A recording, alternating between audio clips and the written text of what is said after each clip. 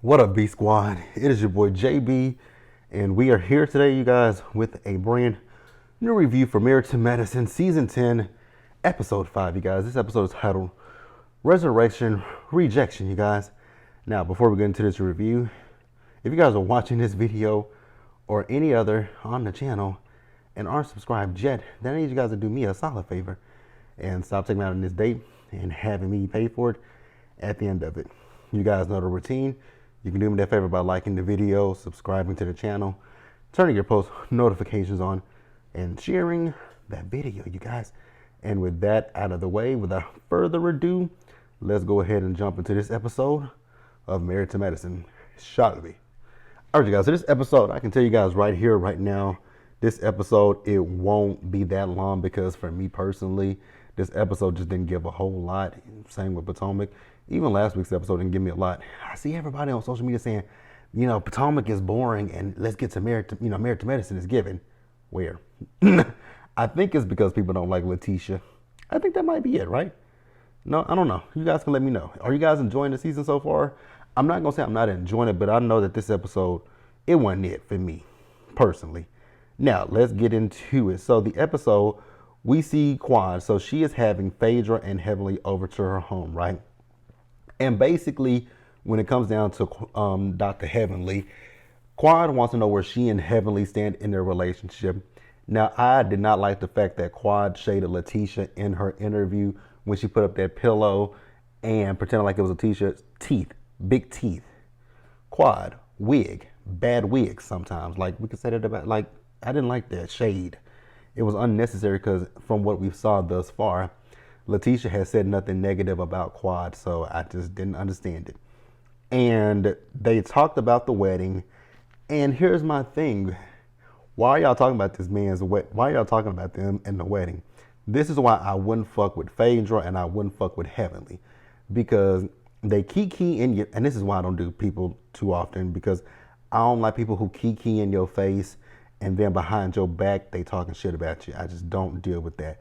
That's why I keep my circle relatively small, because if I see some shit like that, I'm like, you know what, I'm Gucci on you, I'm good.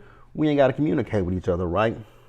So then Quad brought up the fact that Heavenly took the pictures with Letitia, and she apologized to Quad, and then Quad is talking about how she's wanted ladies to reach out to her. And let's go, which season was that? Was it season 8 when she was on Sister Circle? And remember that party that she had when she was sitting there thanking all of the girls from Sister Circle, but didn't acknowledge none of the girls from this show? I'm sorry, but I don't know why they still rock with her. And that's what Heavenly said. You go away for a while and don't communicate with us, so you need to take some accountability as well. And I was like, exactly. But Heavenly, like I said, she apologized to her, and it is what it is. Let me know what you guys thought about that, and we'll move forward. The next thing we got is this scene with Debrat. So Debrat and Judy, they're going to visit Dr. Jackie, and this is part of what I love about Married to Medicine, how we discuss things that are going on. We see them when they go on the trips and give back to the community.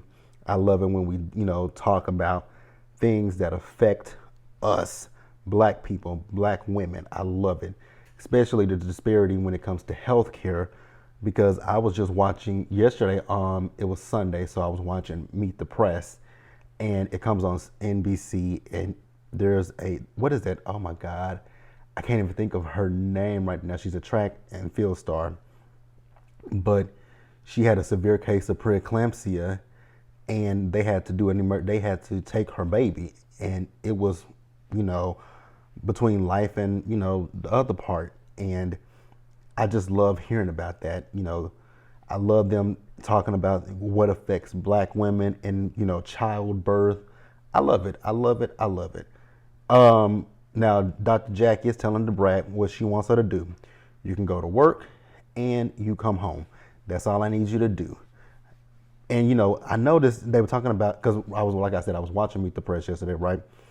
And the young lady, Allison Felix, that's who it was.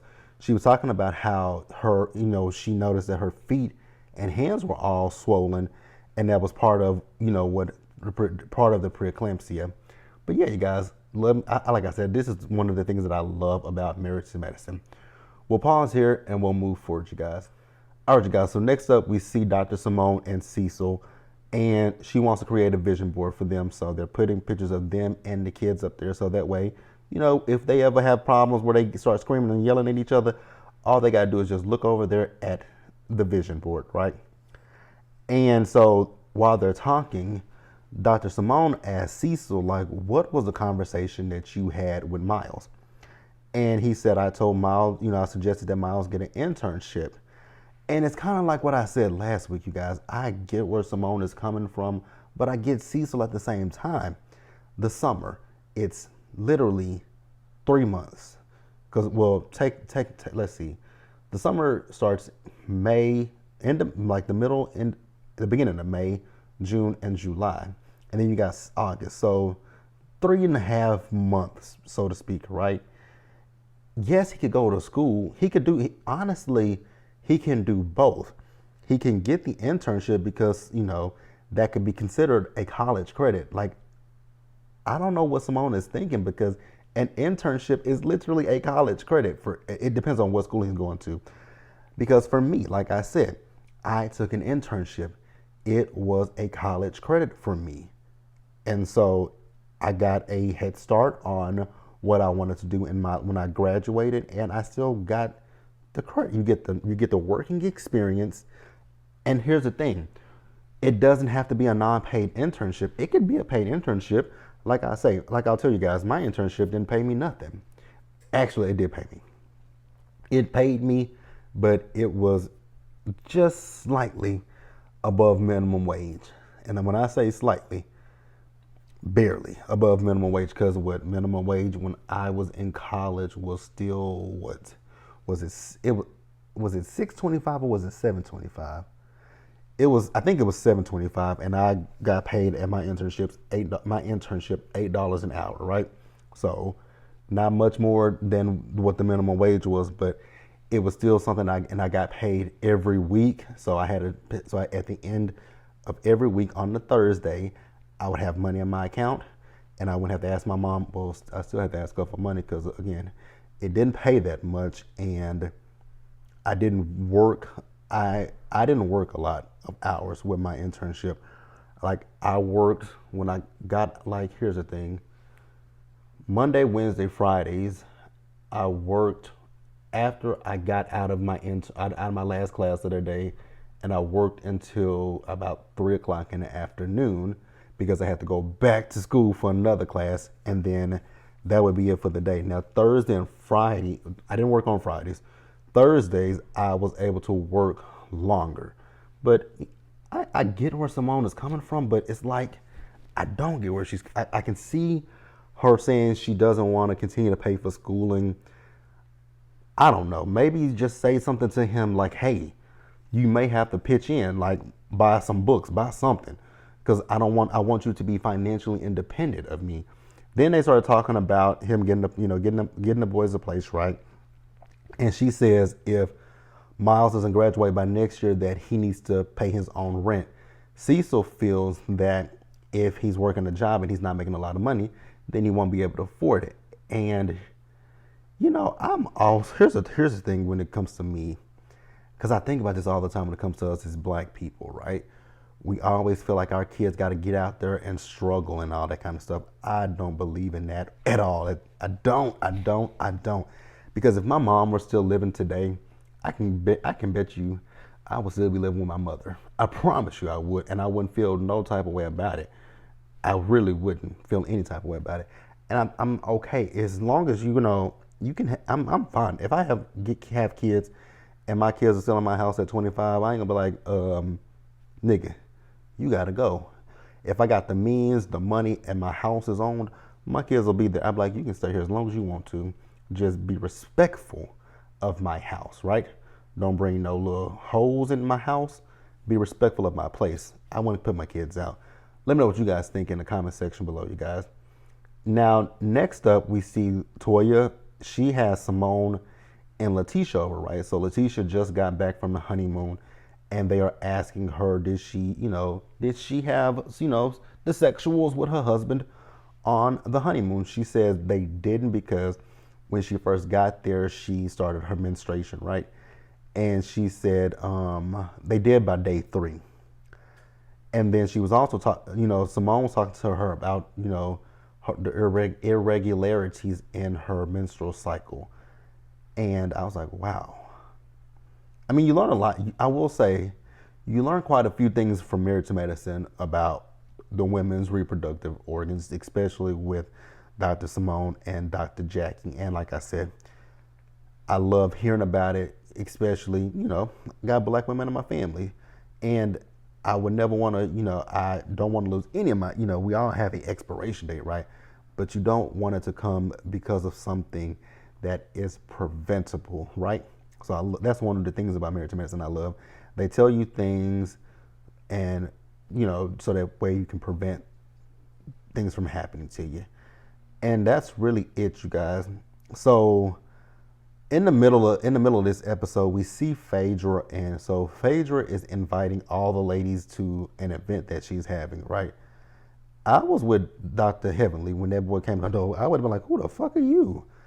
And what are you doing with this briefcase, and why aren't you talking? I mean, I know that they knew that somebody was coming to the house, but here we are with Phaedra and the theatrics, you guys. That is one of the things about Phaedra that I never could stand, was the theatrics and the over-the-topness. And I'm somebody who's over the top, but it was never for me. But we'll pause here and wrap up the episode, you guys. All right, you guys, so this is a She Has Risen party. So everybody is dressed in black, and they all look like they're going to different events, especially Toya, right? When they pulled up to that funeral home, I'm sorry, it would have been an absolute, I would have told the driver, why are we at a funeral home? I'm sorry, but I'm not getting out of this. No, we're good.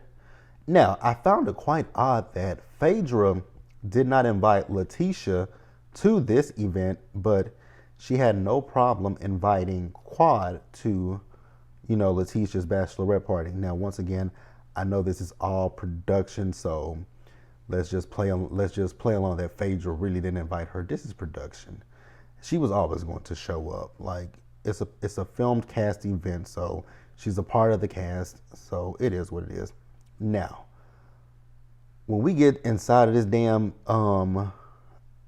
funeral home and they brought out that casket, I'm sorry. Now, there are just a few things in this world that I don't play with. I don't play with the I, the R, or the S, and I damn sure don't play with death. You are not going to put me in no, like I saw recently, was it last year? It might have been last year, it might have been earlier this year. There was a young lady who went to prom, right? And they revealed her and her prom dress. They had this casket, right, in the middle of the road, and they were just wheeling it, and they opened up the casket, and the young lady just popped out. I'm like, oh, no. No, I don't do that. That is just some shit of which I don't play with. I don't play with caskets, none of that. Don't put me in no First of all, I'm claustrophobic as hell, so my black ass wouldn't be able to sit lay in a casket for more than 5 seconds. The only time you're gonna have me in a casket is when you're getting ready to put me into the ground.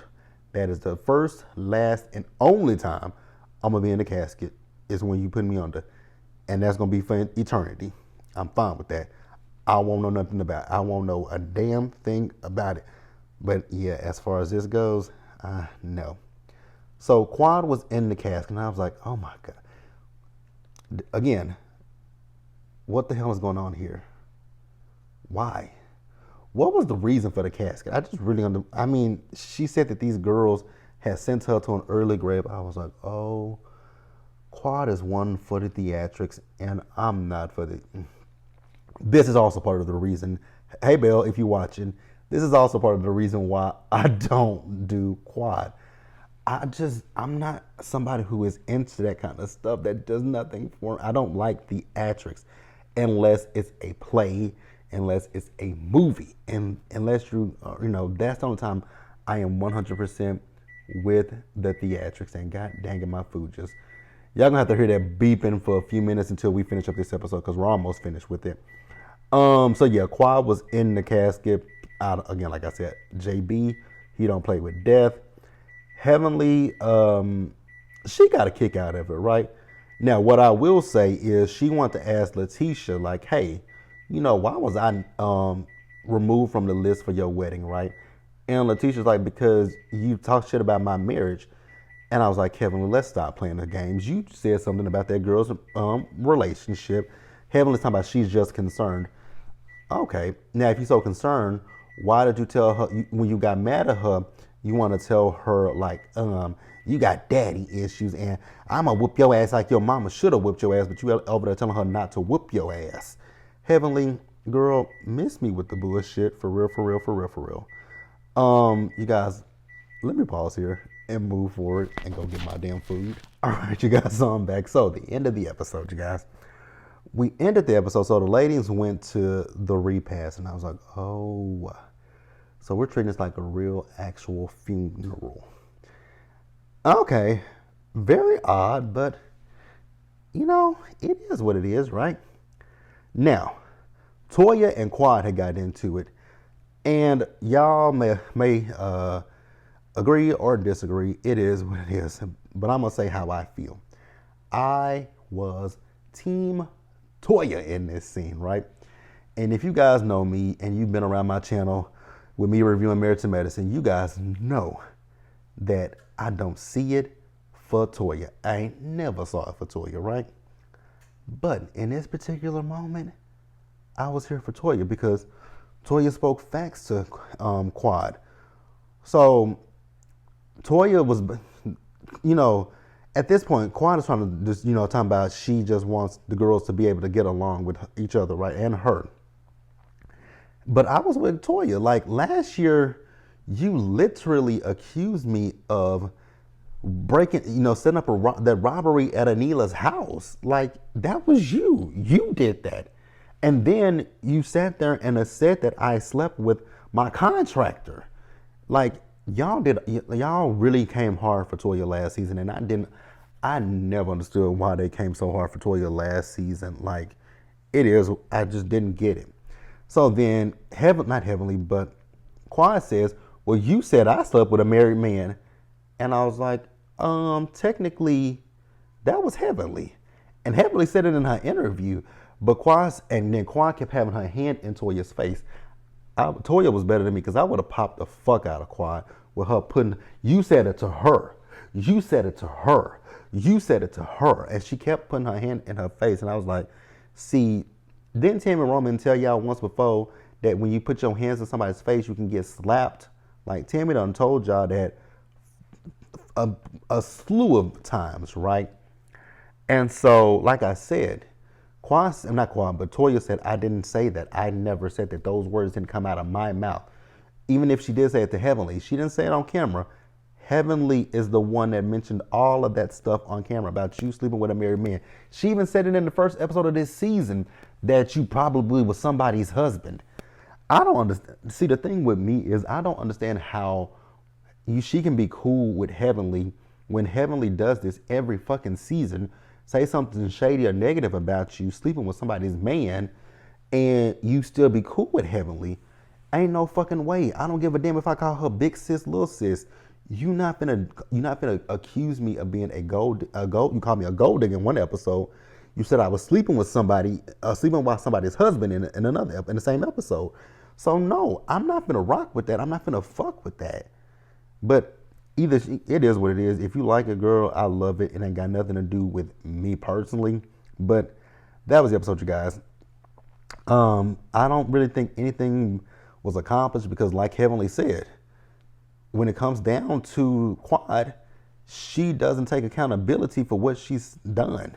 Because you do treat these girls like I said earlier, when go back to the season, again, I think it's season 8 or season 7, whichever season it was, but remember how she was with them Sister Circle girls. She basically just threw them to the wayside. And then when Sister Circle got canceled, that's when she wanted to come and scurry back up under them and be friends with these girls. Wouldn't have been me, but hey, it is what it is, you guys. That's the episode. Let me know what you guys thought about it down in the comment section below, you guys. Subscribe to the channel. Turn your post notifications on and share the video, you guys. And until the next time, stay safe out there. Take care of yourselves, you guys. Wash your hands. Be blessed. And I'll see you guys in the next one. Bye.